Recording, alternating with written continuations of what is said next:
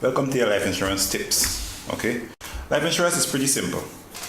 As the name goes, life insurance. The basic life insurance policy is designed simply to pay someone in the event of the death of another. So in most cases, the only time a person gets paid is if someone dies or if you, the beneficiary, dies. Right now, there are a number of reasons why a person would take out life insurance. Yes, they could be looking for security for your family, right? Also, you can take it out as security for a loan, okay?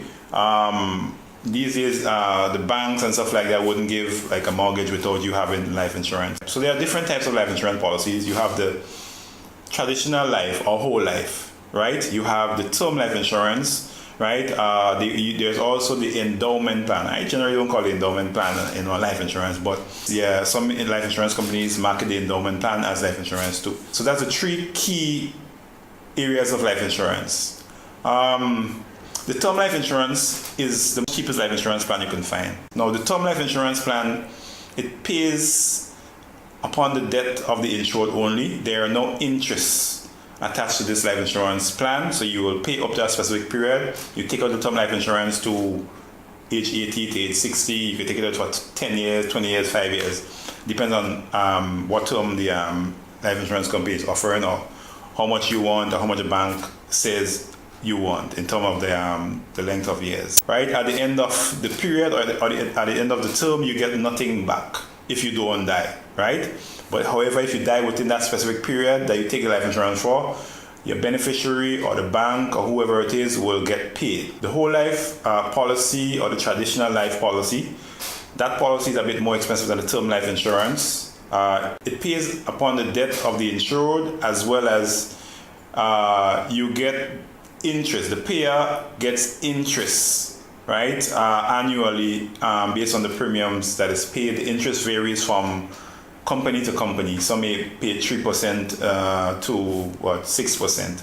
So you have to just ask the insurance company what percent interest they're going to pay you. The good thing about the whole life plan or the traditional life plan is that you have a death benefit and you're also entitled to the cash value or the saving or the interest. With a whole life plan, generally you pay right up until age 100, or in some cases you pay up until death. However, the good thing is the fact that it pays interest. You can cash in the interest, at retirement age, and you will still have the death benefit. So that's the two things you look forward to: the interest or your cash value, as it's known, and your death benefit. So you get your cash value, your beneficiary gets the death benefit. Then you have the endowment plan. Okay, now that plan is designed strictly for investment. You have a lump sum of money that you want to invest. You invest it for 10 years, 15 years, 20 years, a specific period. It's up to you how long you want to invest it for. The insurance company simply gives you interest based on that. So you cash in, you take all your money and you go at the end of the period.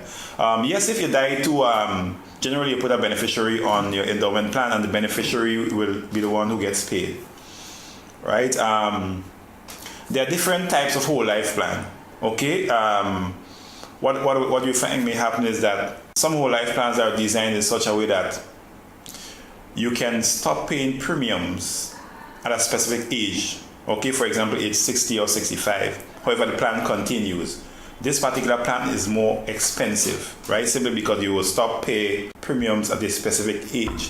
Whereas with a traditional whole life, you pay up to age 1 or you pay until death. The thing about the non-traditional whole life is that you get your interest, you get a death benefit, you stop paying premiums at a specific age, you can cash in your interest, right? The major thing about this is that with one plan you pay up to age 100 or death, and with the other plan you pay up to a specific age. In addition to the various plans, the life insurance companies generally add what's called riders to your life insurance policy. It broadens your coverage.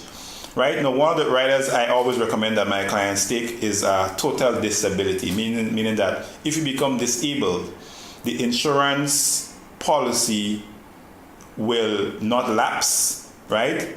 The total disability rider is bought at a very small premium, sometimes $2, $3, $4, $5, right? But if you become disabled, the life insurance does not lapse, it continues to pay itself, it stays in force, and you never have to pay premiums again. right? You have accidental death rider, which you can add, meaning that if you die by accident, your beneficiary will get an additional amount of money. So if your basic death benefit is $100,000 and you add the accidental death benefit rider at $25,000, when you die, or if you die by accident, your beneficiary will get $125,000. And there are a lot of other riders that you can add just to broaden coverage. The key thing is to make sure that your agent or broker explains the various terms and conditions inside the policy for you. So I think that is in a nutshell. I encourage you to use my insurance brokerage service so I can really sit with you and explain how these benefits would apply and how it would affect you in the event of a claim. All right. Again, my service is free. Feel free to call us. You can get free quotes, whatever it is that you need. So that's the end of it. Just want to thank you and just continue to like the video, like the page, share the page.